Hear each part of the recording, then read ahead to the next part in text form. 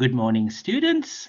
Just before we start discussing the document that we started working on last week, there are just a few new things on Blackboard on our site that I just want to illustrate to you. So we are just going to go through our normal process.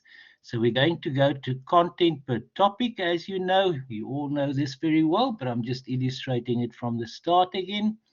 Then we navigate down to the topic that we are busy with at the moment. If I can just not scroll too far, there we are. That is property, plant and equipment. So I'm going to click on property, plant and equipment. Then we'll see, ladies and gentlemen, we've got here the introductory notes that you are very well aware of. Then we've got that subfolder, recordings of live online classes, and then there's a new item there called homework tasks. I'm going to come back to that just now. Let us just go to the recordings of live online classes. I just want to illustrate something about today's class, which is class number 3. So it's not just a recording, ladies and gentlemen, it's a whole folder. And there I've just mentioned that in this folder, class numbers, which deals with today's class number 3, on Thursday, the 20th of October, before this class commences even, I've posted 2 questions there. We're going to have a look at them just now. Class question number 1, we will complete it while we are in class. The same with class question 2. Obviously, we won't be able to complete the second one today as well. Hopefully, we will complete class question 1 today, and we might start with class question 2 today as well. But I don't think we'll be able to finish it because that is quite a long question. And then after the class, the final version of that document that we started discussing last week will be posted in this folder as well. Also, the class question 1, once we are done with it, once we have filled in our answers, that will also be posted here.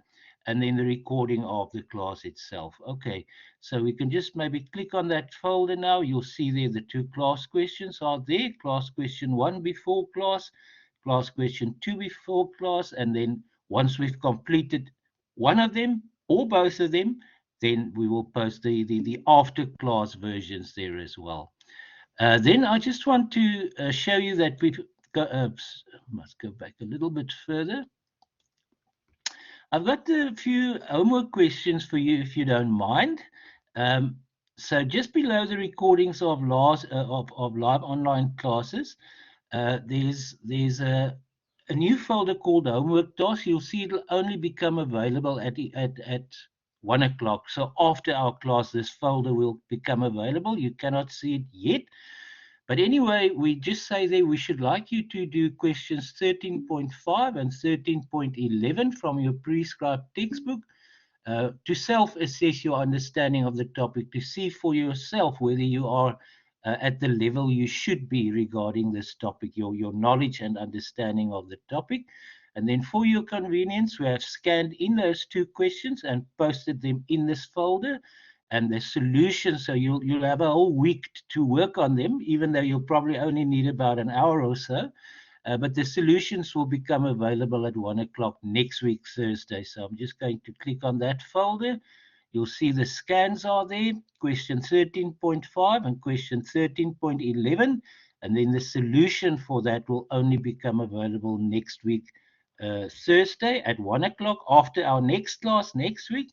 So that enables you to do the question on your own or attempt it on your own without guidance. And then obviously the solution will just then assist you in seeing whether you are on the right track there. Let me just go to the chat.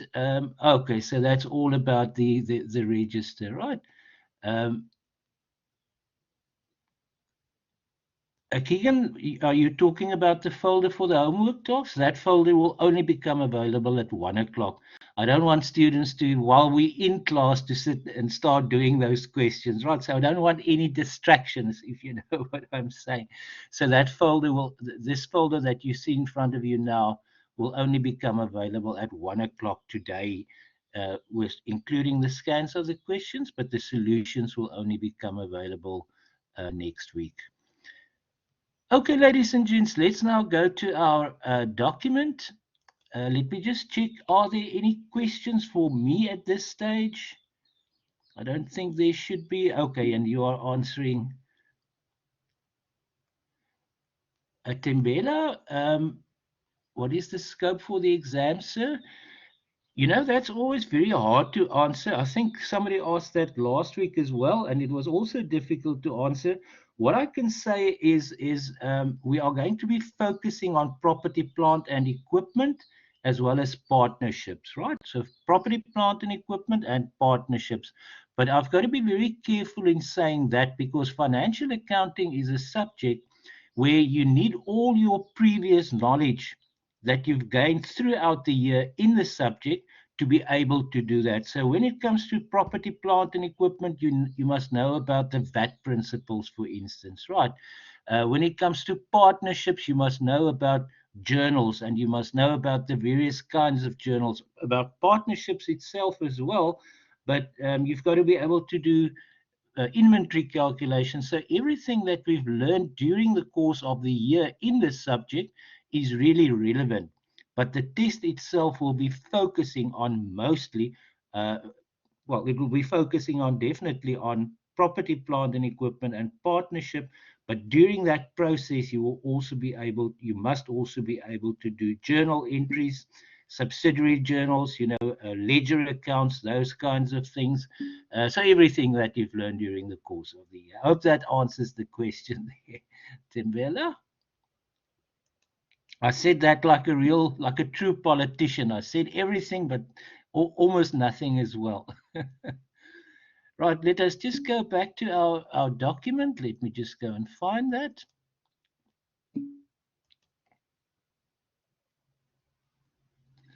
Just wait until it displays on your side.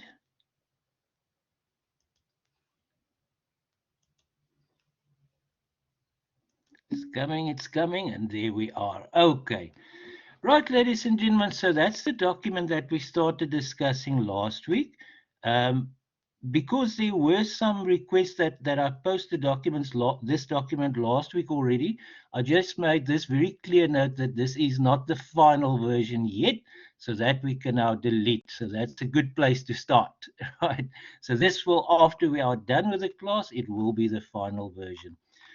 We've just had a look again last week at some of the basic principles that we've discussed already. And then where we finished, if I remember correctly, I definitely do remember correctly because I made a little note of it here, that we finished with the straight line method, the depreciation for the first year. We said that the depreciation for the first year was 90,000, and we've gone through that calculation. So let us just carry on with that before we get to the next method, ladies and gentlemen. Let us just carry on with that. So we've seen that the cost, we put all of these facts and figures up here. The cost was 1 million rands, residual value 100,000, financial year end is the 31st of December 2022. The useful lifetime is 5 years. And there was a request that we also include the percentage, 20% per annum, which is necessary for the diminishing balance method, but not necessarily crucial for the straight line method. So there we've got all our facts, and we said that the machine was acquired, or that particular machine, machine A, was acquired halfway through the year on the 1st of July 2022. Okay, so now my next question to you, ladies and gentlemen, or my first one for today, is what is therefore the carrying amount of that particular machine on the 31st of December 2022? So you can type that for us, please.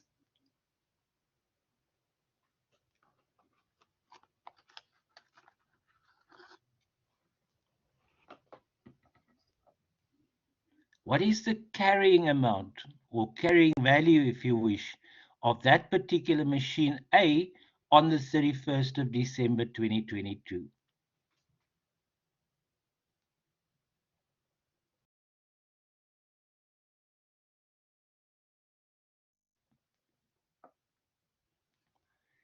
Thank you for that answer. I knew I was going to catch one or two of you. In fact, I thought I was going to catch most of you. How do we determine the carrying amount, ladies and gentlemen? What minus what? We've discussed that last week as well as the week before.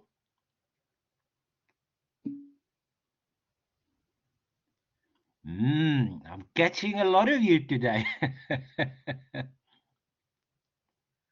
What is the cost? What is the cost? Exactly. Thank you, Anna. Thank you, Anna. There we go. Thank you, Samila. Okay, there we've got a lot now. We've got a lot. The cost minus the accumulated depreciation. So you are all correct with that. So what is the cost? That is where we are caught out quite a number of students now. And I wanted some students to be called out because I want to establish this, that you must remember this in the future. There we go. Thank you, Tembela. Thank you, Anna. Thank you, Shamila. There we go. A lot of you now. The cost, ladies and gentlemen, is 1 million rands. Please, ladies and gentlemen, when you calculate the carrying amount, you cannot use the depreciable amount suddenly, right? That is 900,000. The depreciable amount, the amount that we want to write off as depreciation over the complete useful life, that is 900,000. But the cost itself is 1 million rands. Now, ladies and gentlemen, let's try again. So what is the carrying amount on the 31st of December 2022?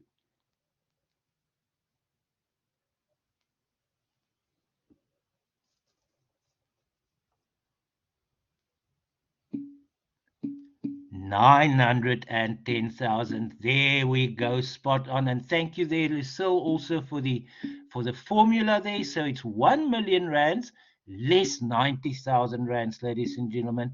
So our carrying amount at the 31st of December 2022 will therefore be 910,000. So I hope everyone is clear on that. That is why it was a tricky question initially, but now I don't think any of you will use the depreciable amount as instead of the cost again to calculate the carrying amount, right? So remember, it's the cost less the accumulated depreciation, and the cost is still 1 million rands. Okay, let us proceed, ladies and gentlemen. Let's just do the accumulated the depreciation for the next year as well. So let's say depreciation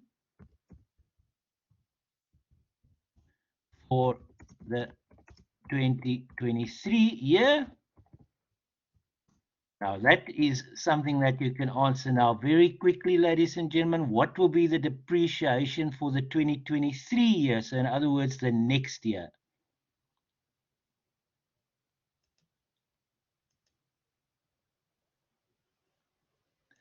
What will be the depreciation for the next year? Again, I'm glad that I'm catching a few of you out here. I'm glad I'm catching a few of you out because you will never make the same mistake again. Thank you for those answers. I appreciate them. But now you must bear in mind, ladies and gentlemen, and this is why I'm in a strange sort of way. I'm happy that I'm catching some of you out this morning because simply once you make this mistake and you understand why it's a mistake, you'll never make that same mistake again. Enrique, you're close, but I think you just made a little typing error there. Okay, let us discuss this, ladies and gentlemen, and then you can type the answer for me again. What we must now remember is that in that first year, in other words, the year that ended on the 31st of December 2022, for how many months during that year was this asset available for use? If you can just type that for me, it is in front of us. It was available not for the full year, but for 6 months. Thank you, Anna and Lucille, Shamila, everyone. Thank you. Exactly. It was available for 6 months. That is why we multiplied it by 6 and divided by 12. But now during this 2023 year, it is available to us for the full financial year. Remember, our total useful lifetime is going to be 5 years. So in the second year, it's available for the full year. So now type again for me. What is going to be the depreciation? There you go, Enrique. There you go. Just a little typing error, or did I make a note? I didn't make a typing error. It's 180,000, ladies and gentlemen, not 182. 180,000. Thank you. Now it is for a full year. You'll see there where we said depreciation for the year ended 31st of December 2022 question mark. And then we made the calculation 900,000, the depreciable amount divided by the 5 years. We said 180,000 annually. So now we are talking about the annual amount. Like Caleb also says there, now it's twice the 90,000, right? Or you could just have taken the annual depreciation, right, ladies and gentlemen? Before we calculate the carrying amount at the end of the 2023 year, what will therefore be the depreciation expense in the 2024 year? If you can type that for me as well, ladies and gentlemen, in the 2024 year, what will be the depreciation expense?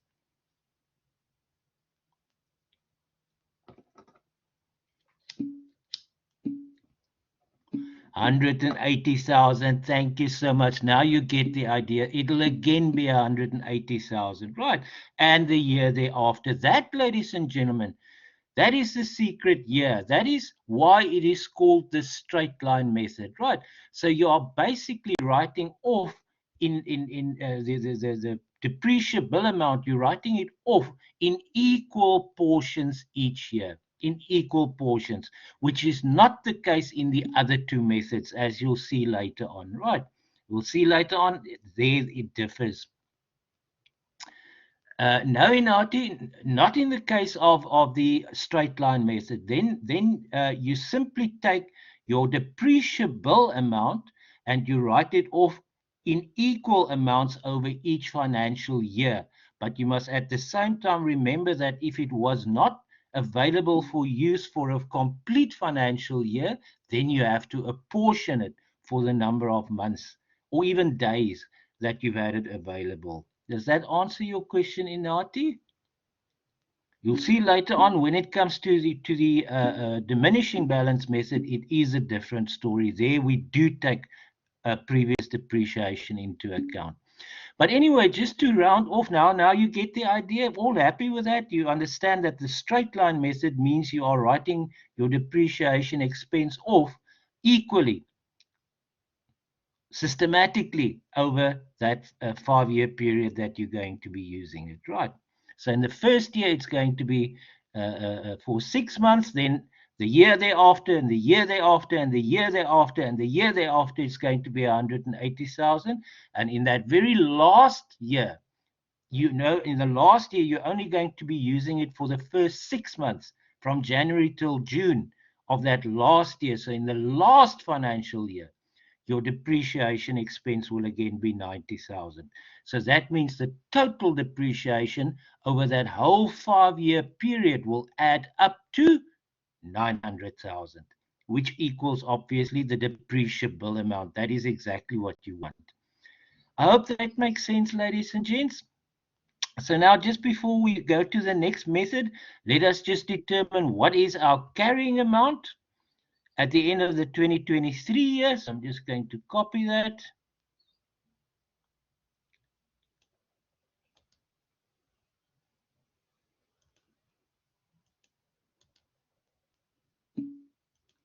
What did we say? What was it at the end of the 2022 year? It was 910,000, if I remember correctly now. Maybe I should just pick another space there, 900.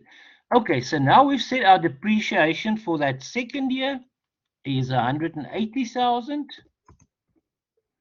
Maybe I should just put an R there as well.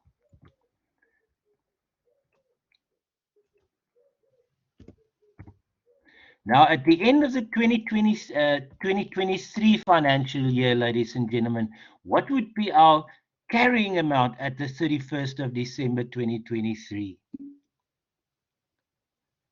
Quickly, I think you're correct. I'm just trying to calculate this in my head. It will be, no, maybe I must just grab a calculator. It's going to be it's going to be 910,000, which is our carrying amount at the end of the last year. In other words, our carrying amount at the beginning of this year, minus 180,000. So I'll see now who's correct. So it should give us 730,000. Yes, you're all mostly correct, right? Most of you, 99% of you are correct. 730,000 rands. That is exactly what it's going to be. So let us just type that in there as well. Oops. In other words, it's simply your 910,000, the carrying amount at the beginning of the year. You've written off a further 180,000 rand, so you have to reduce that by the 180,000. Let us just pause there for a brief minute, or not a minute, but a little while. Are there any questions from your side on the straight line method? Or are you happy? Can you give me maybe a thumbs up or thumbs down, or a happy face or sad face, or something that I know that we are on the same page or not?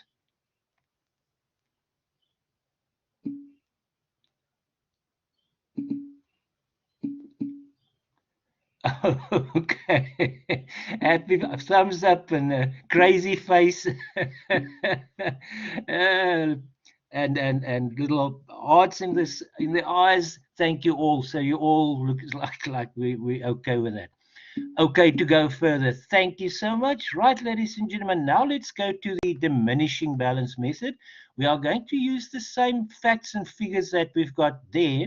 So I've just moved some of them up so that they are all grouped together there. So same facts and figures. Now, when it comes to the diminishing balance method, ladies and gentlemen, as we said last week, the fundamental difference between the diminishing balance method and the straight line method, or one of the fundamental differences, is that you do not estimate the residual value up front. You do not estimate the residual value up front. So this method, the diminishing balance method, actually supplies you with an ongoing estimate of what the residual value of that item will be at any point in time when you have calculated the depreciation. So I've just typed here for us, how does it work? Your depreciable amount is now not the cost less the residual value, because you don't estimate the residual value up front. It is, first of all, in your very first year, in the year of acquisition, it is the cost, right? So in the first year, it is simply the cost. And then in every subsequent year, ladies and gentlemen, after the first year, every subsequent year, maybe I should type that. There we go. There we are. Every subsequent year, your depreciable amount will be the carrying amount at the beginning of that financial year. I'm just going to repeat that. Every subsequent year, your carrying amount will then be the carrying amount at the beginning of that financial year will serve as your depreciable amount for that particular financial year. So let us now go and do that, ladies and gentlemen. So let us go and calculate depreciation for the 2022 financial year. Right, ladies and gentlemen, depreciation for the 22 financial year. So what are we going to use in that first year, ladies and gentlemen? In that first year, what are we going to have as our depreciable amount initially? Which amount? Maybe I should just scroll up to our facts and figures again. There are our facts and figures. Which amount are we going to use as our depreciable amount in the first year of acquisition? I see Sibusisa has already got a lot of calculations and stuff. Oh, that is for answering a previous question. Thank you, Sibusisa. I see now you are actually answering a query in the chat that came before. The 1 million rands, the cost. There we go. Thank you, Enrique, Sesetu, Ms. V, Malakiwe, Inati, Right, the cost which was 1 million rand. So let us go and do that, ladies and gents. So that will be the cost. Let me just go down to diminishing balance method. So we're going to take the 1 million.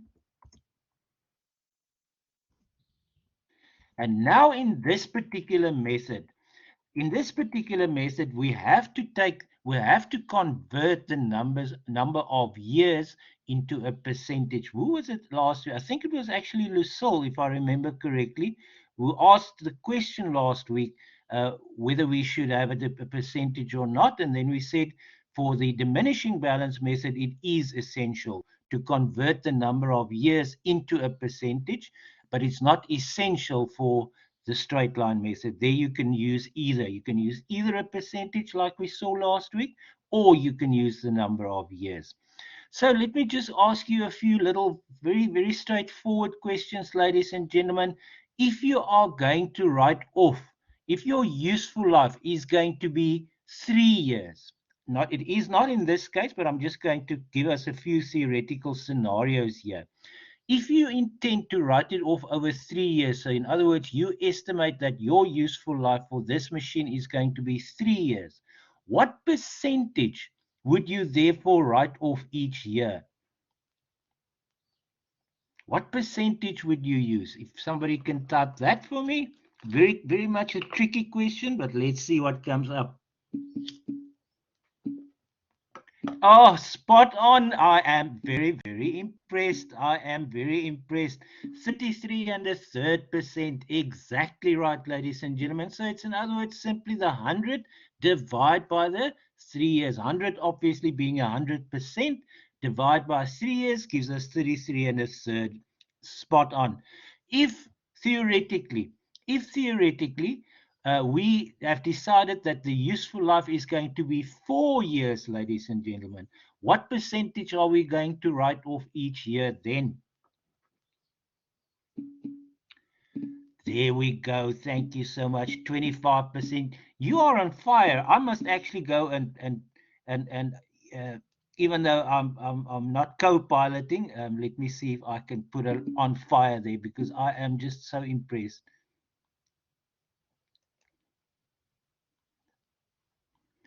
Shamila, uh, the percentages that you've got a problem with.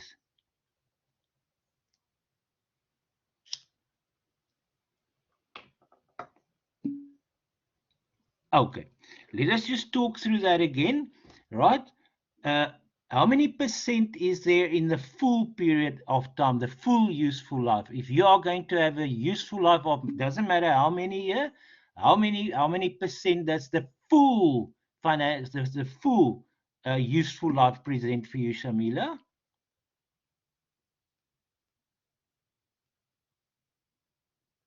It will represent the entire useful life. If something is entirely, if you are entirely happy, you are saying, I am feeling what today? How much percent today? 100%. There we go. Okay. So I'm feeling 100%. It means I'm feeling entirely well today. Perfect. Thank you. Right. So now, Shamila and everyone else, always if there's a question, I know it's not only that one student who has got the question, there will be a few others. So I'm just addressing Shamila, but at the same time, I'm addressing everyone. Okay. So Shamila and everyone else, if you now simply think about it this way, if you intend to write it off over 2 years, you're only going to have a useful life of 2 years. What percentage are you going to consume of the 100% in year number one? You're going to consume 50%, right? There we go, Shamila. I wanted your answer 50%. And in the second year, you are going to consume the other 50%, which adds up to the complete 100%, right? And that is the same with the other examples that we've just been using. So if you are going to write it off over 3 years, what percentage are you going to consume in year one? 33 and a third. And in year two, another 33 and a third. And in year three, another 33 and a third, which adds up to 100. So Shamila and everyone else, that basically gives us a little formula, if you want, where you can simply take 100, divide that by the number of years in which you intend to use it, and that will provide you with a percentage. In the other example, we said if the useful life is going to be 4 years, we take 100, we divide it by 4, we get 25%. That is our little method. But logically, even if you don't have a formula, logically you can say for yourself, if the entire 4 years is going to represent 100%, then the first year has to be 25, and the second year also 25, the third year also 25, and the fourth year also 25, so that it adds up to 100%. Shamila, does that now make a little bit more sense? If not, then we can talk through it again.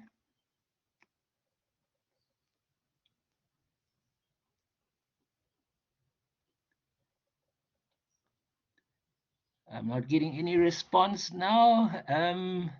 But anyway, you can always go and listen to the recording. I have made doubly sure that I've recorded it, and I'm sure Ms. Morris has checked in briefly as well.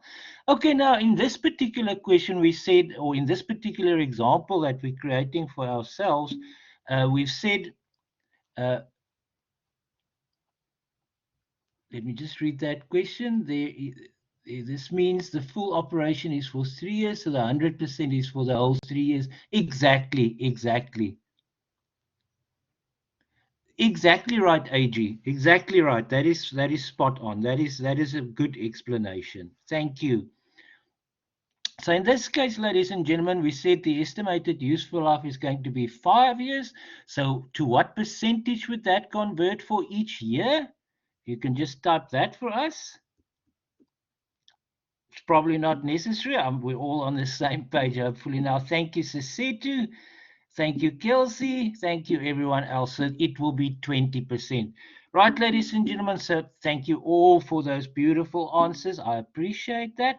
So now we can go to our solution there. We can complete it. So it's going to be 1 million rands. In other words, in the first initial year, the cost, maybe I should start this in a next line because it's not going to fit in there. So it's going to be 1 million multiplied by 20%. It's similar to the way that we did last time. So it's 1 million times 20%. But ladies and gentlemen, and here comes in that little question again. Did we have this specific asset? This, what was it, machine A? Did we have it available for the full year or not? Yes or no? Did we have it available for the full year? No. Thank you, Lucille. Thank you, Nilasiwe. Thank you, Kelsey, and everyone else. No, we haven't. We only had it available for half of the year, right? So we must still go and apportion it. Thank you there. Or where to? 6 months, exactly, right? 6 months. Thank you. There's the answer to my next question. We only had it available for 6 months or half of the year, which means, again, we'll have to go and apportion this. So we're going to multiply that by 6 over 12. Right, ladies and gentlemen, let's go and calculate this. 20% of 1 million. I'm just going to do this in my head. That's 1/5. So that should give us 200,000. 200,000, and half of that is 100,000. If I'm incorrect, ladies and gentlemen, please then just correct me. That was just off the top of my head. Let me just go and check. 100,000. Thank you for confirming that. I'm always a little bit worried if I do calculations in my head. My head is becoming old. Thank you, Owetu, and thank you everyone for confirming the figure. Right. So, ladies and gentlemen, our depreciation for that first year, the year of acquisition, is going to be 100,000 rands. Now let's also go and calculate for us the carrying amount. So I think that's still in my in the memory there. Yeah. So the carrying amount at the 31st of December 2022, what will be our carrying amount at the end of the 22 financial year. If you can type that for us, please, in this case.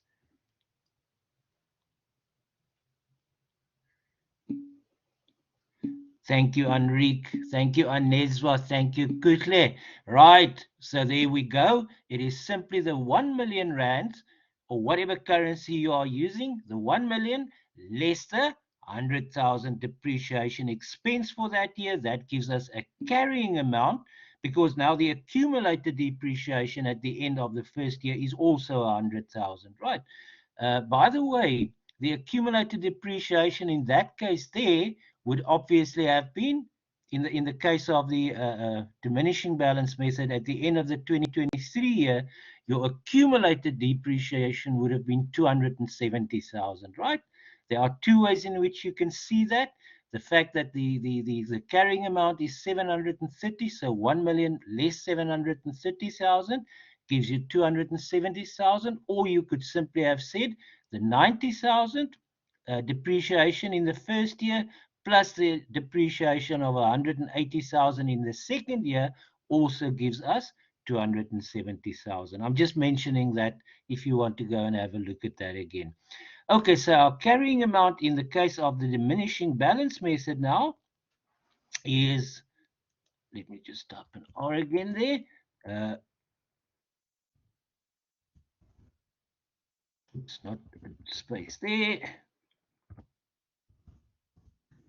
900,000. Right, so that is our carrying amount at the end of the 22 financial year. Okay, so far so good, ladies and gentlemen. Now we get to the end of the 2023 financial year. If we get to the end of the 2023 financial year, let's maybe just start that there, depreciation for the 2023 financial year.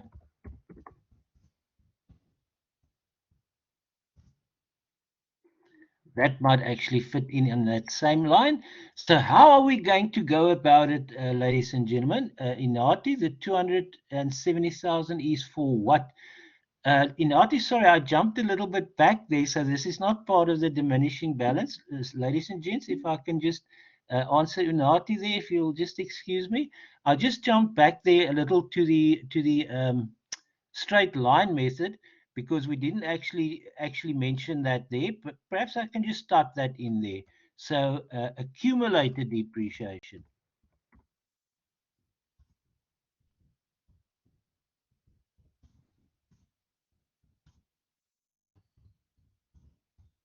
The accumulated depreciation at the end of 2023, sorry, 2023 would therefore have been 270,000.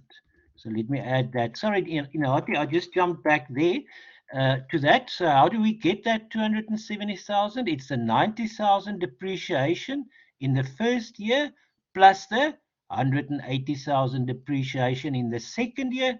That gives us total accumulated depreciation over that 1.5 year, 2 financial years, but actually 1.5 years that we've used it, of 270. And then to arrive at that carrying amount, it is the cost of 1 million rands less the 270,000 gives us the 730,000. We just took a shortcut initially there. Okay. Let me just go to the chat.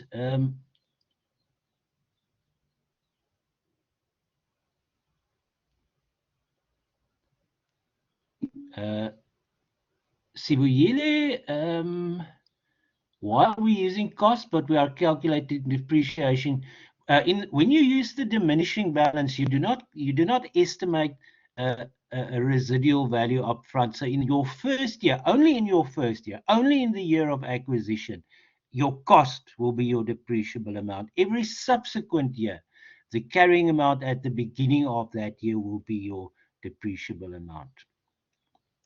I hope that answers that question.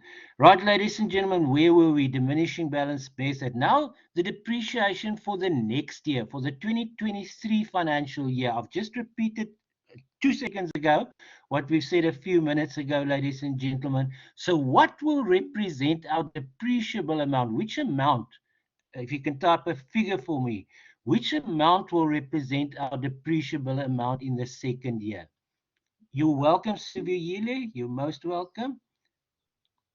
What amount will represent our depreciable amount in the second year? So in other words, we now on the 31st of December 2023, 900,000. Thank you, Enrique. So the carrying amount at the beginning of the year is now going to be our depreciable amount. Thank you, Anna, as well. Thank you, Sisetu. Exactly. And what is it? It is the 900,000 that we've just typed in there a few seconds ago. So now we're going to take 900,000, right? 900,000 multiplied by which percentage? We've already seen this is now going to be 20% per year.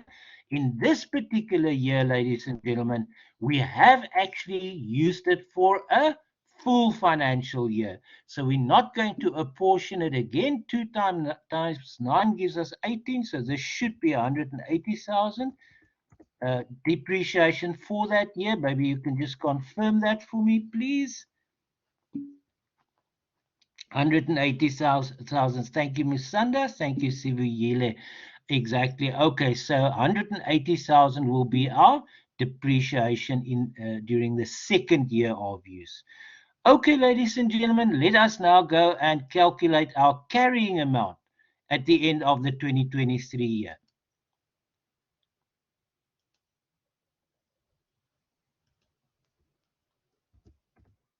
What is going to be our carrying amount at the end of the 2023 year? If you can perhaps just type that for us, please.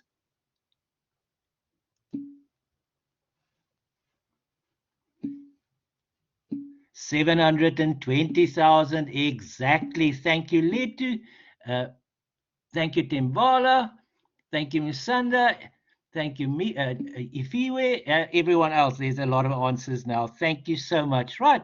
So 720,000. How do we get that, ladies and gentlemen? How do we get that? Is somebody going to maybe type it for us, or doesn't matter? We can just talk our way through it. So how do we get that? Where are we? There we are. Let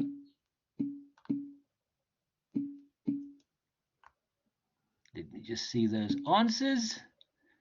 There we go. So in other words, it's the 900,000, which is our carrying amount at the beginning of the year, less the depreciation that we've written off this year. So exactly like you say there's a lot of answers right from Timbala down to Ifiwe there. So it is the 900,000 carrying amount at the beginning of the year. And now we've had another 180,000 depreciation, which reduces that carrying amount by a further 180,000. Okay, so we get the idea, ladies and gentlemen. Perhaps just like we've done before, maybe I must just move this down a little bit. What did we just say? 720,000. Like we did there, maybe we should just also put in the accumulated depreciation so that we don't come back to it. So the accumulated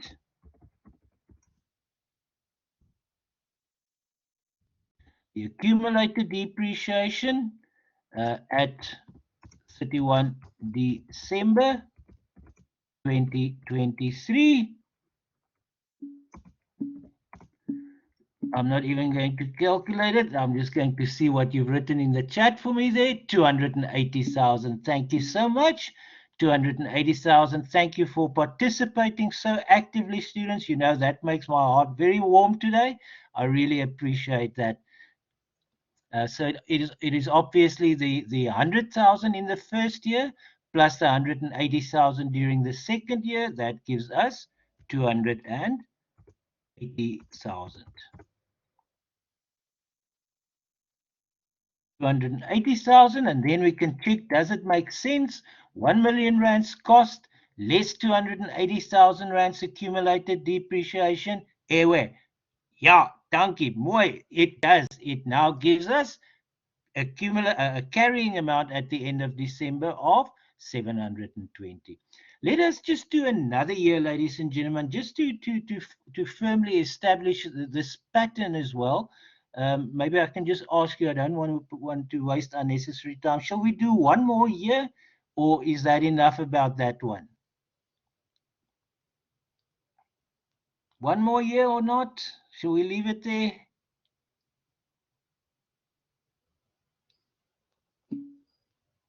One more.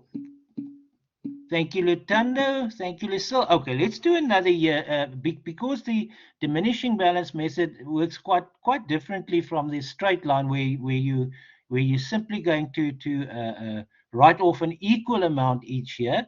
This one, the amount gets smaller. I know that in the second year, the 180 is more than the 100, but that is because it was for a full year. That's the only reason, right? If ladies and gentlemen, if in the first year they had that machine available for a full year. Maybe we can just type that. I know this is now a little bit of mental gymnastics, as they say, mental gymnastics. If we had that machine A for the full year during the first year, what would the depreciation have been then? It would have been 200,000. Thank you, Kuhle. Exactly. Then the depreciation would have been 200,000. So we see for a full year in the first year, theoretically 200,000. In the second year, it has become less. In the second year, it is 180,000. That is why it is called the diminishing balance method, because the balance diminishes. It really refers to the balance they are talking about is your carrying amount. So it really truly refers to the depreciable amount that diminishes. That is actually what it's all about. Okay, so let us go and do the next year as well, ladies and gentlemen. So we are going to say depreciation for the what did we call it, for the 2024.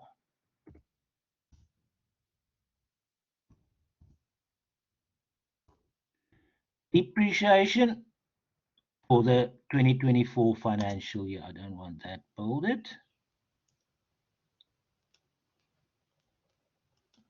So depreciation for the next year. So what is going to be our depreciable amount at the end of that year? 720,000. Yo, you're quick, Sisetu. Thank you, Musanda. Thank you, Sisetu. Right, okay, so our depreciable amount is going to, at the end of the 2024 year, is going to be the carrying amount at the beginning of that financial year. And what is the carrying amount at the beginning of the 2024 year? It's the same as the carrying amount at the end of the 2023 year, right? That is it. So therefore, Anati, Siseku, you are correct. So it is 720,000. Right, so let us start that there. 720,000. That is going to be our depreciable amount. What is the percentage that we must apply if we are going to be intending to use it over 5 years? We've already established that is 20%. So what does that give us? Now it's becoming a little too hard for me to work out in my head, so I'm going to wait for some. Oh, that is what you've already mentioned there. Thank you, Musanda, and everyone else. So that is where that 144 comes from. Okay, it does make sense. Sorry, I was a little bit slow there. So there we go. So that will be 144,000 rands. Okay, so then we can carry on. We can go and maybe we can just do the accumulated depreciation now.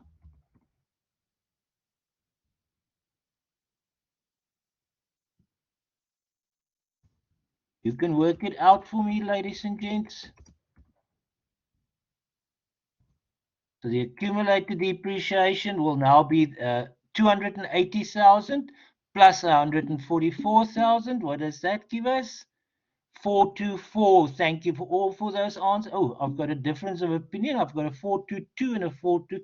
It should be a 4 there, I guess.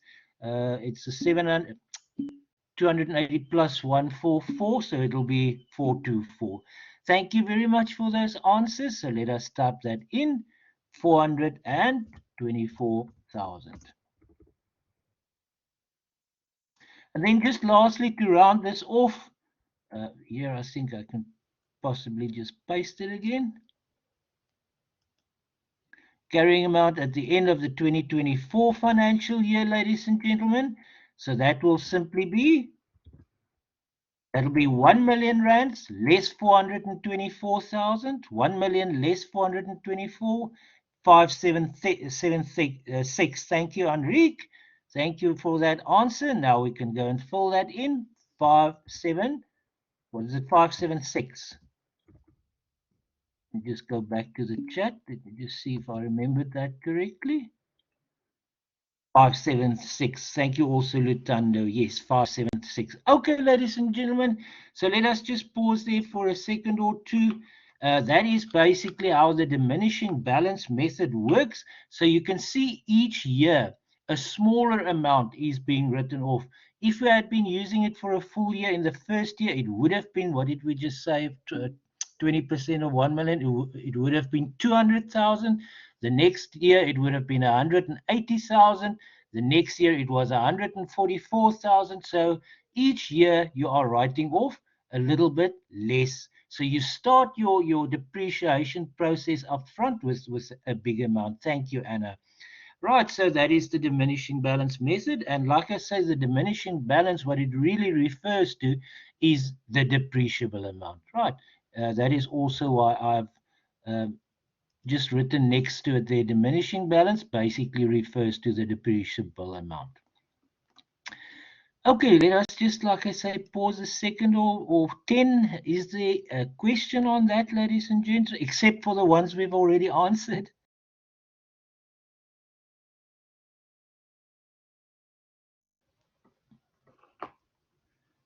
Doesn't seem to be. Okay, so now let us go to the last of the three methods, ladies and gentlemen. Sibusiso, my question is on cost. Thank you, Anna. You're all good to go. My question is on the cost method.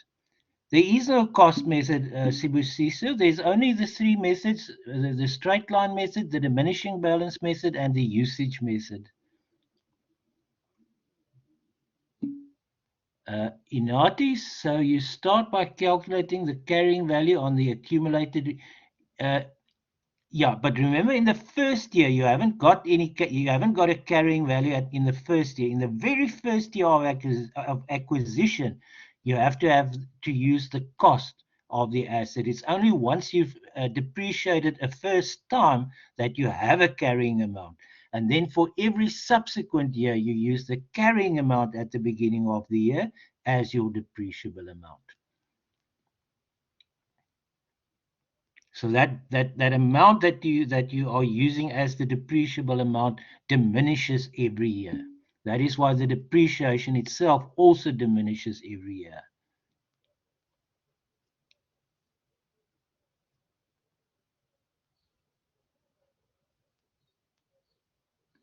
Sibusiso, no, we didn't calculate depreciation at 900. You've got 1 0 too many there. I think you're referring to the straight line method. The depreciation was not 900,000, it was 90,000. You've got 1 0 too many. Happy, Sibusiso? So that was 90,000 was the depreciation. So therefore, your carrying amount was the 1 million cost less than 90,000 rands accumulated depreciation, because that was our first year of depreciating it, which then gives you 910,000 carrying amount. Got that?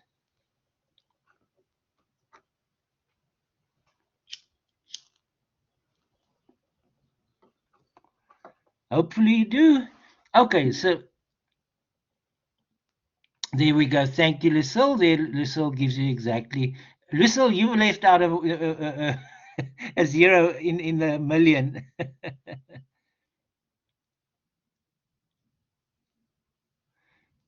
Sibisisu.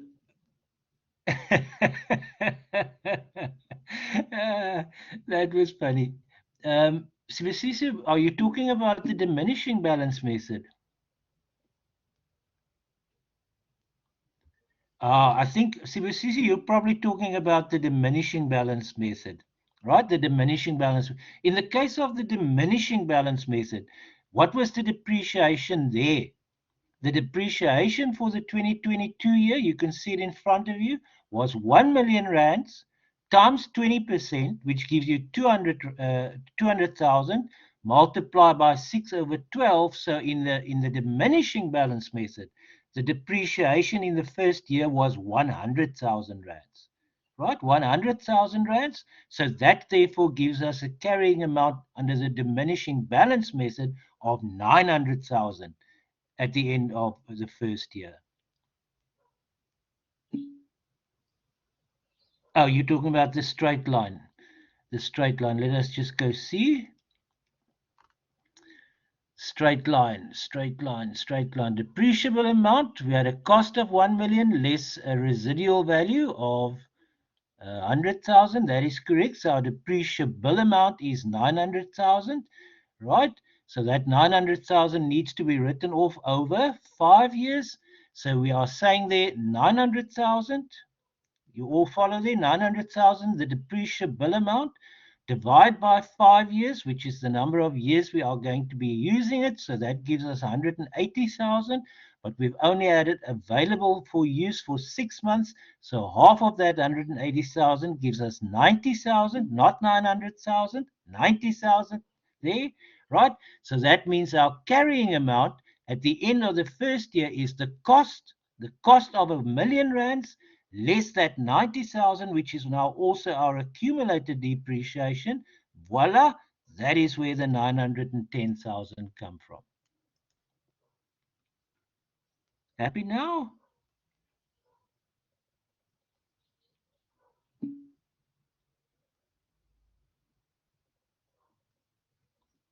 Yes. Okay. Right, ladies and gents, so now let's proceed to our last method there, the usage method, or also called the sum of units method. Like I mentioned a few times already, in the old days, they called it the sum of digits method. But anyway, so here we are again going to calculate the depreciable amount in the same fashion as we did with the straight line method. So we are going to estimate a residual value at the start. So we're going to take the cost of 1 million rands, right? Less, by the way, students, maybe I should just mention this to you. We are going to just explain and discuss this usage method, but you won't get any questions on it in your tests. Okay, so there won't be questions on the usage methods in the test, but I just want you to be aware of it and how it works. Okay, so I just have to get that off my chest. Okay, so therefore, ladies and gentlemen, what is going to be our depreciable amount? The same as for the straight line method. If you can just type it for us again, please. What is going to be our depreciable amount? It is again going to be the cost less the residual value.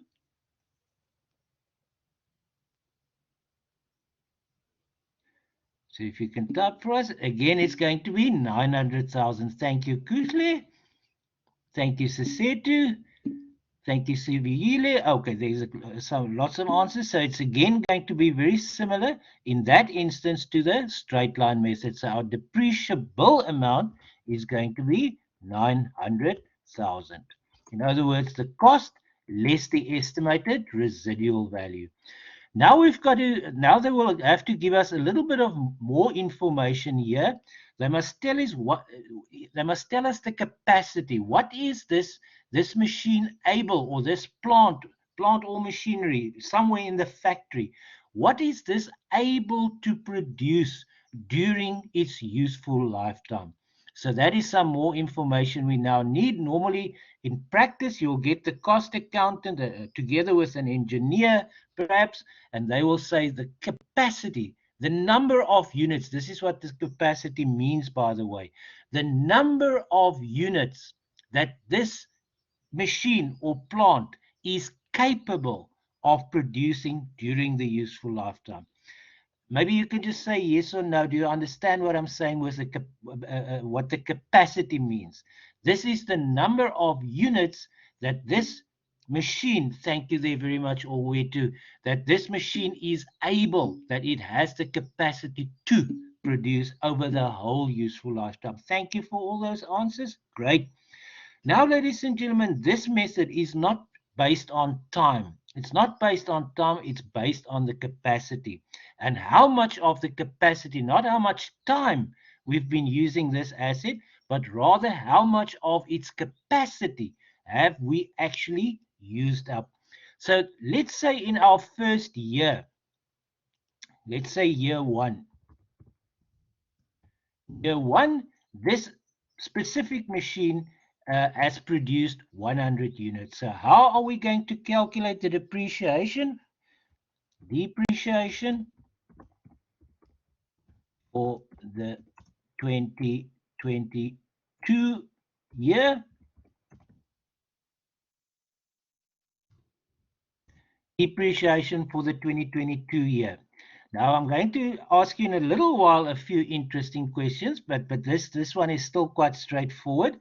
So the depreciation for the 2022 year, how much is that going to be? You've already said our depreciable amount is 900,000, right? So we can start there. Now, ladies and gentlemen, what we do in this particular case where we are using the usage method, you are going to multiply it by the number of units that you've actually produced during the year, and you're going to divide it by the number of units it has a total capacity of producing, right? So in other words, that will be 100,000 units we've produced over a possible total of 1 million. Maybe I should just, I'll see whether it fits in that line just now. So in other words, it's 1/10, isn't it? If I'm not mistaken. So that should therefore be 1/10 of 900,000. So that should be 90,000. Please just confirm whether I am correct there, ladies and gentlemen. Yes, thank you so much. Yes, you're confirming 90,000. Okay, so that means in our first year, we would have consumed the value of 90,000 rands by using that particular machine. Thank you so much. And that means, just as a little trick question, I'm not even going to type it in again uh, because it's not necessary. You know the drill by now. So what would therefore be the carrying amount at the end of year one? Oh, by the way, this is the interesting question I wanted to ask you. Sorry. Let me go one step backwards. This is the interesting question I wanted to ask you. Should we not apportion this now by 6/12? Yes or no?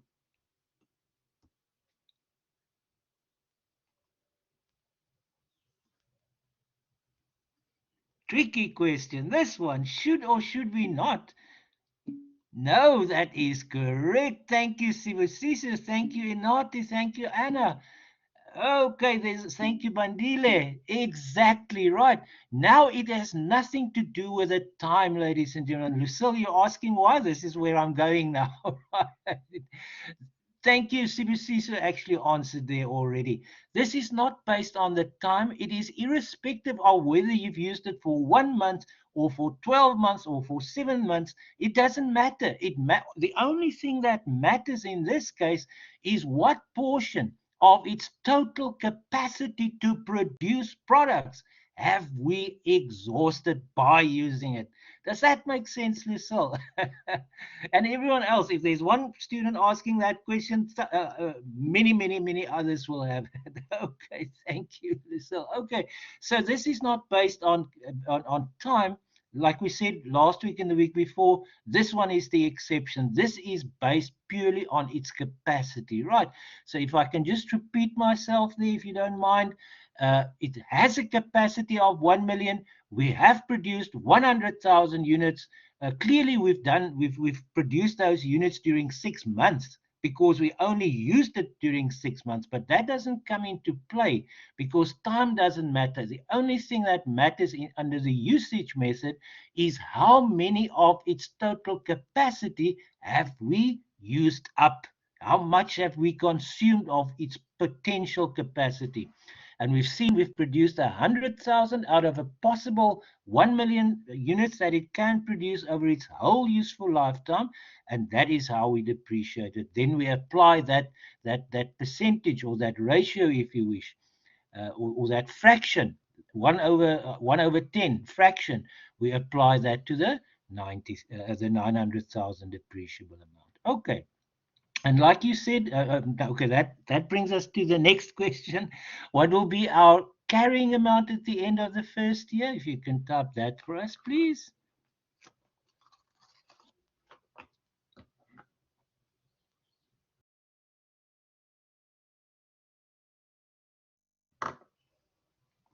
What will be our carrying amount at the end of the first year? 910,000. Thank you. 910,000. So it's a cost of 1 million less accumulated depreciation of 90,000. That gives us 910,000. It's just a coincidence that it works out the same as for the straight line method. It is not necessarily always the case. Like I said, this is truly, really just a coincidence. Now let's go to year 2. Let's say during year 2, we have produced 300,000 units by using that specific item, right? That specific plant or that machine. So let us now again going to calculate depreciation. What did we call it last time? Depreciation for the 2023 year. So what will that now be, ladies and gentlemen? This is now very similar to in a certain extent to the straight line method, except that you don't use time to depreciate it. You use the capacity. So it's again going to be your depreciable amount. Let me just go to the chat. I just want to see what's mentioned there. In this case, we are going to again use the depreciable amount, right? The depreciable amount. Thank you for those answers. I'll get back to them just now. I think that amount there is already correct. That who wrote it there? You've already calculated the depreciation. Oh, many of you. Thank you. Oh, where to? Nazia Sasetu, you've already calculated it because that seems to be what it's going to work out to. Thank you so much. So let us just type how we get it, ladies and gentlemen. It is again the depreciable amount, which is 900,000. This now remains the depreciable amount throughout its useful lifetime. But in this case, we've been able to produce, what did we say, 300,000 units over a potential 1 million units. That then gives us, let me just go back, it'll be 3 times that as you've said, so that should be 270,000. You see, my autosave is on. That is saving this document all the time. Okay, thank you for all those answers, Lutanda and everyone above, Inati, Sasetu, Nazia, Owetu. Right, thank you so much. So there we go. So in that 20, what was it, the 2023 year, the next year, the second year, where we produced 300,000 units, it means we've exhausted 300,000 or 3 over 10, if you wish, 3 over 10 of its total capacity. So we're going to write off 3 over 10 of the depreciable amount. Okay, ladies and gents, thank you very much. This is basically the end of our discussion of depreciation itself. We are going to obviously, in our class question 2, which we'll probably only get around to next week, we are going to calculate some more depreciations, and then we're also going to record it. We're going to do the PPE note. We're going to do a lot. But anyway, this is now it. If you don't understand how to calculate depreciation using those methods, then you will have to go and listen to this recording again. Right. So that concludes that discussion. Let's just see if there are any questions from your side at this stage, or can we go to class question 1?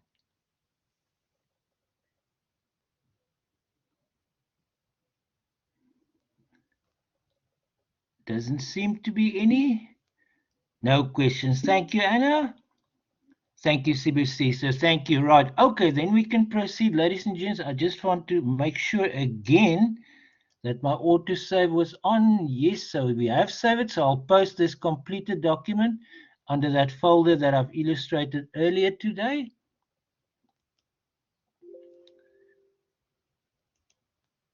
Okay. Now I must just find class question 1. You know which folder you can find it in. Class question 1.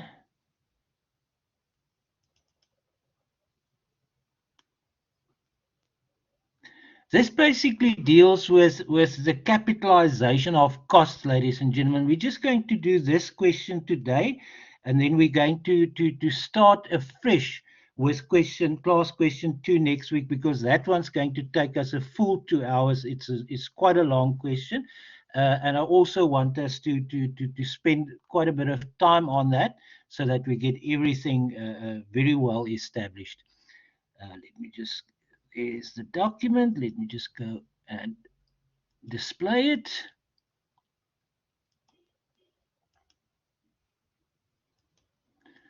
I'll just wait for it to come up on your side.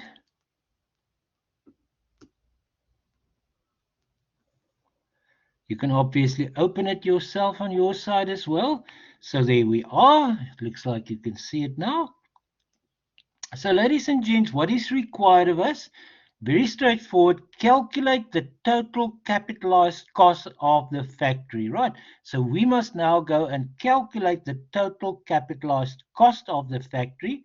Then they also say if a cost should not be capitalized, and this little last sentence does not sound important, but it is, ladies and gentlemen, and I'll tell you why just now. If a cost should not be capitalized, show a 0 in the amount column on the answer sheet, ladies and gentlemen.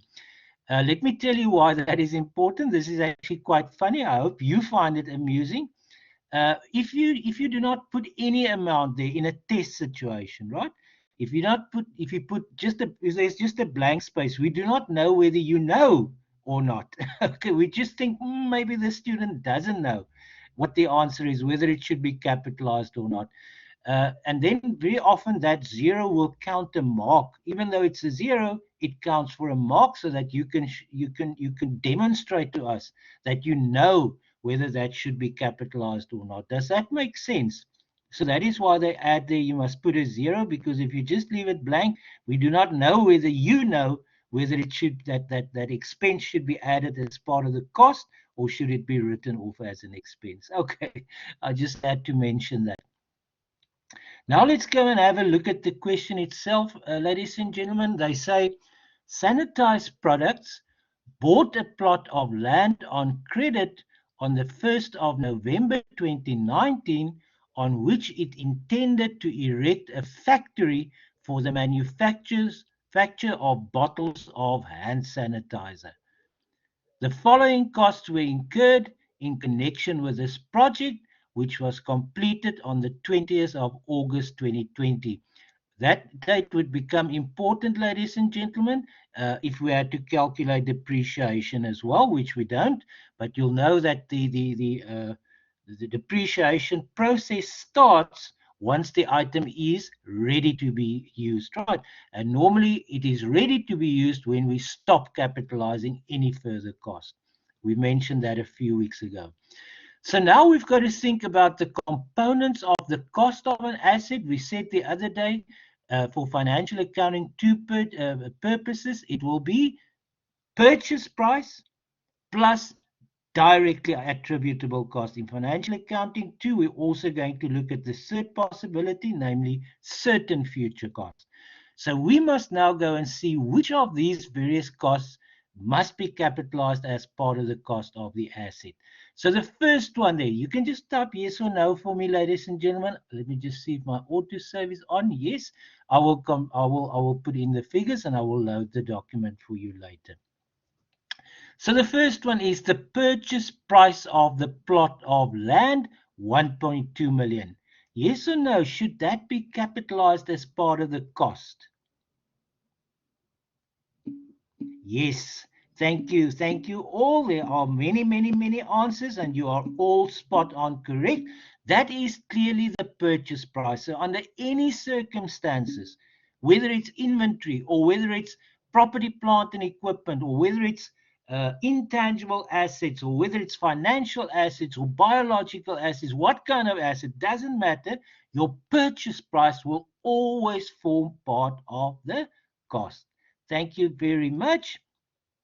Okay, so let's go and fill in our answer sheet. So the purchase price of the plot of land, 1.2 million rands, that must be capitalized as part of the cost of this asset. So let's put it in there. Let's go to the next one, ladies and gents. The next one reads, the cost of material and labor to erect the building. The cost of material and labor to erect the building. Now, ladies and gentlemen, I see there's a lot of answers there already. Yes, yes, yes, yes, yes, yes. Okay, you are quite correct. Now, I personally would actually split that up into two components. I would say personally, you may agree with me or not, doesn't that's your right. I would say that the cost of the material itself is still part of the purchase price. That was the purchase price of the plot of land, but this is the purchase price of the material for the building. So that I would still see as part of the purchase price, right? And then we get to the matter of the labor to erect the building. Now that is a different story. That is not a purchase price because you haven't purchased the workers, right? That you have paid them to do the labor to erect the building. So in that case, we've got to go and decide whether it's a directly attributable cost. You've already answered correctly, but let us go through the process, ladies and gentlemen. We said there are potentially three factors or three questions that we have to ask ourselves. Uh, Mr. Garlow, can you please help me understand the phenomenon capitalized? Capitalized means it is going to form part of the cost of the asset. That is what it means. Its opposite, Ms. Magalo, its opposite is to expense something. So you can either capitalize a cost or you can expense a cost. I hope that makes sense. So your choice is you can either capitalize it or you can expense it. If you capitalize it, Ms. Tagado, if you capitalize it, it forms part of the cost of the asset and you're not writing it off as an expense in your statement of comprehensive income. If you are going to expense it, then you are not going to capitalize it as part of the cost of the asset. You are going to write it off as an expense in your statement of comprehensive income. Does that clear it up for you, Mr. Galu? Okay, perfect. Thank you so much. Okay, so now in the case of the labor, we've got to see, is this a directly attributable cost or not? And we said there are potentially three questions that we have to ask ourselves. Two might even be enough, but I'm going to ask the questions in such a way that we always ask all three. So, ladies and gentlemen, what is going to be our first question? What must it first and foremost be? Maybe you can type an answer for me there, please. What must it first and foremost be to even qualify as a directly attributable cost? It must be a what kind of cost? You can just type one word for me there, please. Can it be a luxury? You don't have to actually. Necessary. Thank you, Anna. Exactly. Necessary. Thank you, Inati. There we go. That's exactly what we're looking for. Thank you, Aneswa, as well. Right. So it must first and foremost be a necessary cost, right? Not necessarily, well, compulsory might mean the same thing, but what the standard says, the standard IAS 16 uses the term necessary, right? Necessary. In other words, it's not a luxury, it's not a cost that we don't need to incur. That is the point. We need to incur it, right? So is it a necessary cost? Can the building erect itself? Is it a necessary cost? Yes or no? Yes, absolutely. It's a necessary cost, ladies and gentlemen. Now we've got to go and ask two subsequent questions. Thank you for all those answers. You are all 100% spot on. Does it change the location of the building? Does it make the building go somewhere else? The location or the site or the place? No, it doesn't. It doesn't. Right. So then possibly it's not a directly attributable cost. But, ladies and gentlemen, that is not the only question, only subsequent question. Thank you for all those answers. Anna, you've got our next question there. Does it change the condition of that factory building? It did change the condition, quite right, Inatis. Thank you, Tembisa, everyone else. It does change the condition. It makes it actually appear from the ground up, right? So it does change the condition. So therefore, ladies and gentlemen, that does qualify as a directly attributable cost. So just to again clarify what that one student asked a little bit earlier, it means we are not going to expense it. We're not going to expense it. We're going to capitalize it, which in turn means we're going to add it to our list of costs that we are going to use to make up the total cost of this factory building. Okay, now let's go to the third line there. They say cost of transporting materials. So in other words, those materials that we've purchased there, we had to incur some more cost of transporting the materials to the building site, right? That one. So now let us go through the process, ladies and gentlemen. I know your gut feel already gives you the correct answer, probably already, but let us just go through the process in case your gut feel is not there yet. Right. First question we've got to ask ourselves, is it a necessary cost? Can that material walk on their little feet on its own to the building site? No, it can't. So yes, Anna Munro, yes, it is a necessary cost. Thank you, Kelsey. Thank you, Mr. Casey Toile. Thank you. It is a necessary cost. Does it change the condition of that factory building? Or the building materials? In fact, no, it doesn't. Thank you, Inati. Does it change the physical location or site or place where that where that material is going to be? Does it change the location, in other words? Yes or no? The transport changes the location. It takes it from wherever you have bought it from and it brings it to the building site, right? So therefore, ladies and gentlemen, therefore, it does qualify as a directly attributable cost. It means we are not going to expense it, we are going to capitalize it. And just to repeat the question to that previous answer to that previous question, capitalize means we include it in the total costs. We include it in the total costs that we are accumulating for this particular factory building. Let's go to the next one, ladies and gentlemen. They say cost of installing electricity in the building.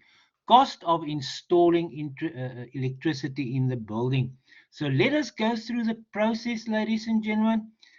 Is it a necessary cost? Can we manufacture goods in our factory without the electricity? We're not even going to go to talking about ESCOM, okay?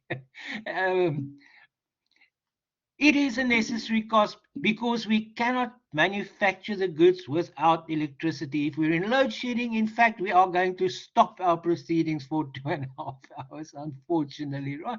You get it now, AG? Okay. And thank you, Sibisiso, for helping out there. So it is a necessary cost, right? Then, ladies and gentlemen, the fact that you have installed electricity, does it change the location of that factory building? Yes or no? Doesn't change the location, but that's not the only subsequent question. There's another one we've got to go and ask. Does it change the condition of the factory building? Yes, thank you. Yes, now it makes that building, it enables us to use that building as a factory because it is installed. We can plug in our machinery, we can get our conveyor belts rolling, whatever we have to do to manufacture our product, it can be done. So, ladies and gentlemen, that does again qualify as a directly attributable cost. So we're going to take that figure and we're going to put it in our answer sheet or in our test or in our block that is provided for it in our online test. Or if you are drawing it up in practice, if you are physically doing it, it'll probably be in some Excel spreadsheet that you are adding it up in. The fact is, you have to include that as part of the cost of the asset. Let's go to the next one, ladies and gentlemen. Cost of staff party to celebrate the new factory. So they've held a nice party for all the staff and they are celebrating the fact that this new factory is now going to benefit this company, which in turn will benefit all the workers themselves as well. So, ladies and gentlemen, our first question, is it a necessary cost? It is not a necessary cost, right? The factory building can actually carry on, it can work, it can operate without you having that staff party, right? So it is first and foremost not a necessary cost. I always make a little bit of a joke here, ladies and gentlemen. Let us just say here, and this I'm really just saying tongue in cheek. You as the owner or you as the manager of this business might feel it is a necessary cost because you want to reward the staff for their hard labor. You want to reward them and you want them to be excited for this new factory and motivate them. So you as a manager may see this as a necessary cost. Okay, let's go with that for a while. Then we still got to go and ask the two subsequent questions. Does that staff party change the location of the factory? Yes or no? No, thank you all. It does not change the location of the factory. Does that staff party change the condition of the factory? Again, the answer is no. Thank you. You are spot on 100% correct, ladies and gentlemen. So whether you are, this is really truly not a necessary cost. It is a bit of a luxury. But even if you had been of the opinion that it is a necessary cost, the fact that it doesn't change the condition or location of the factory building means it is not seen as a directly attributable cost. You're not going to capitalize it, therefore, you are going to expense it. You are going to write it off as entertainment or something like that, right? Entertainment expense. So we're not going to copy that over, but we have been warned that we must put in a zero there just to indicate to the to Blackboard or to whoever is marking this in person that you actually know that that must not be capitalized. So you a zero. Thank you, Inati. Exactly right. So you put in a zero there. Now let's go to the last one there, ladies and gentlemen. The last one there, cost of advertising the products, 16,000 Rand. So now we are able to probably produce a new kind of product in our new factory. We're advertising it. We're very proud. We're sending it to all our customers and potential customers, letting them know about this amazing new product that we are able to produce so that they can come and order it, ladies and gentlemen. The fact is, we now as the accountant of this business, we have to decide should that cost be capitalized as part of the cost of the factory building or should it be written off as an advertising expense? So let's go and ask the questions again. Let's go through the routine, ladies and gentlemen. Is that a necessary cost? The cost of advertising. Yes, I agree with you. Thank you, Inati, and everyone else there. There's a lot of answers. I would agree. You have to market it. Otherwise, how are the potential customers going to know about it? So I agree. Yes, it is. In my opinion, I'm not a marketer, but I see the value in marketing. So yes, I would say it's a necessary cost. But now we've got to go and ask the two subsequent questions, ladies and gentlemen. Does it change the condition of the factory building itself? Does it, the fact that you're marketing the products? No, thank you so much. No, it does not change the condition of the factory building. Does it change the location of the factory building? Is it still in the same place? It's still in the same place. So yes, your answer of no is correct. It does not change either the location or the condition of the factory building. So therefore, it's not seen. It's not considered to be a directly attributable expense. It does not belong as part of the cost of the factory building. It is seen as an expense that needs to be written off. So that's going to be amongst our marketing expenses or advertising expenses in our statement of comprehensive income or statement of profit or loss, right? Not part of the cost of the asset. So therefore, ladies and gentlemen, just to follow instructions to make sure we get this mark as well, we go and put in a 0 there, right? Put in a 0 so that whoever marks this, if it's a person or whether it's Blackboard, doesn't matter, that the system or the person knows that we know that that cost should not be capitalized as part of the cost of the asset. My autosave is on, so I'll also make this document available, ladies and gentlemen. So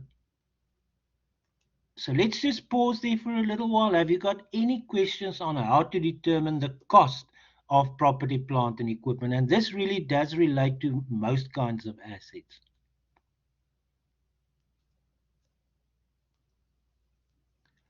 Doesn't seem to be any questions.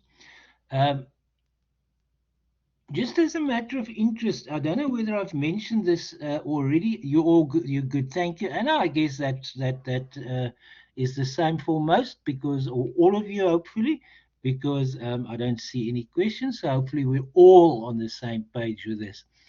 Right, ladies and gentlemen. So this has been saved. I'm just going to stop sharing that. Like I said, I will load it on Blackboard later together with a recording. I just want us to go and have a look at class question 2. Let me just open that. I just want to go through it with you. And then you can go and attempt it on your own if you wish. I know that some of the recordings of the transactions might not be familiar with you yet. We are going to do exactly that, obviously, next week. So if you are not able to do this question on your own, don't worry. We are going to do it in class next week. But it is quite a long question. Let me just go and share that with you. Or rather, I should say, it's not such a long question, but creating the answer for it is actually quite long. Last question 2. Let me just see whether it has come up on your side. Not yet. So we'll just wait until it comes up on your side. There we go, class question 2. So let us just have a look at that. And then next week we're going to do it in its entirety. Now I've got two Word documents open. Let me just close that one. Otherwise I'm going to show you, work on the wrong one. Let me just go there. Okay. So what is required of us here, ladies and gentlemen? Basically 2 things. That's why I'm saying the question doesn't seem so long, but creating the answers for it and talking through those answers might take us probably the full 2 hour and 50 minutes next week. So what they are saying, what is required? You are required to prepare the following general ledger accounts of Monte Traders for the year ended 31st of December 2018. The vehicles cost account. So that account we must prepare. The vehicles accumulated depreciation account. We know that those two account balances combine to give us the carrying amount. And then also the asset disposal account, right? So we have to do at the very least 3 ledger accounts. Now, what I'm going to do next week, Thursday, ladies and gentlemen, I'm going to go a little bit beyond this. I'm not only going to do those ledger accounts, I'm going to do all the journal entries. Even though it's not required in this question, I want us to go through the whole process. So first of all, I'm going to actually, for all the transactions mentioned there, we are going together, like we work together today. I shouldn't say we all as a group, we're going to work together again. We are first going to journalize all those transactions and events. Then we are going to post it to those ledger accounts, ladies and gentlemen. So we're going to go through the whole process. And then in the second instance, you are required to prepare the following note to the financial statements of Montekey Traders for the year ended 31st of December 2018. Obviously, the property, plant, and equipment note. Now, I have been told by other students in previous years that the way that note is structured, by the way, you have got an example of that note right at the end of your notes, the core notes. There is an example. I've been told that in statistics for accountants, you do a similar kind of table. So hopefully the whole concept will not be foreign or new to you. You will know how to drop such a table, but we'll work through it step by step. So we're going to work through those 4 transactions and events, which you can read through if you wish. We're going to journalize them. We're going to post our entries to our ledger accounts. And then from our ledger accounts, we are going to draw up this property, plant, and equipment note to the financial statements. Right, ladies and gentlemen, that is all from my side for today. You know about those 2 little questions that will become available at 1 o'clock. So you can go and attempt them, ladies and gentlemen. They are actually quite short little questions, so you can do them quite easily and quite quickly. And then their solutions will become available at 1 o'clock next week, Thursday. The revision really, Tekano, the revision, we've set aside the weeks for possible revision. We actually call them contingency weeks. Contingency weeks. What does it mean if you have a contingency week? It means you can use it for whatever is necessary, right? And last year, I know it's the same situation. It's simply a matter that the volume of work involved in property, plant, and equipment, you almost cannot do that in less than 4 weeks. But it's also possible that we could have gone, if there had been no questions whatsoever and I didn't have to repeat anything, we could have possibly done it in 3 weeks. Then the 4th week would have been a revision week. But what I can just add there for you, Tekano, so I'm not quite done yet. You know that there is. Oh, no, you don't know. You don't know. Sorry. But they will. This is going to be part of our revision. This is going to be part of our revision. There will become a little quiz available on next week, Monday morning at 8:30. Next week, Monday morning at 8:30, a little quiz will become available that has a few questions on property, plant, and equipment. You've got unlimited attempts at that. It doesn't count for any waiting. It's just for your own revision. So that is really part of the revision. Some of you might have noticed I accidentally made it available last Monday already. I know 5 or 6 students have actually done the quiz already, but it has disappeared in the meantime because I don't think we were quite ready for the quiz yet because we only did the depreciation today. But now that we've done the depreciation, which many of the quiz questions is on, you will be ready for the quiz, but now I've already set it to become available 8:30 next week, Monday. So it's the 21st, 22nd, 24th. Monday is the 24th, 8:30. A little quiz for your entertainment and also for your education. Right, ladies and gents, that is all from my side. Luckily for all of us, we're finishing a little bit early today, but this question is definitely going to take us quite a while next week. But I don't want to start with it now and then, we will probably not even get done with the first transaction, the depreciation, then already our time would have run out. So let's start totally afresh next week. So all that we're going to do now, if there are any questions from your side, then you are welcome to ask it. Otherwise, we're going to China.